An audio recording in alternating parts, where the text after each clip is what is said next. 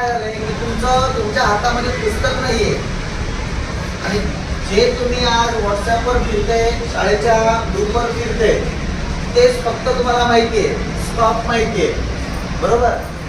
तेवढंच माहिती आहे आपल्याला.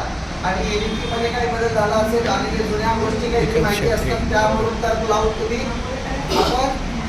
आपल्याला अपडेट करत असतो, तेवढंच माहिती आहे. पण यामध्ये आपल्याला कोणकोणते विषय शिकायचे आणि ते विषय काय आहेत हे थोडक्यात मी तुम्हाला सांगतो. राज्यात राष्ट्रीय शिक्षण धोरण 2020 ची अंमलबजावणी सुरू आहे. त्या अनुषंगाने सन 2023-24 या शैक्षणिक वर्षात शिक्षकांच्या क्षमता वृद्धीसाठी निवडक विषयावर आधारित प्रशिक्षणाचे आयोजन राज्य शैक्षणिक संशोधन व प्रशिक्षण परिषद महाराष्ट्र पुणे मार्फत करण्यात आले होते. यावर्षी उर्वरित विषयांचे शिक्षक क्षमता वृद्धी, गुणवत्ता वृद्धी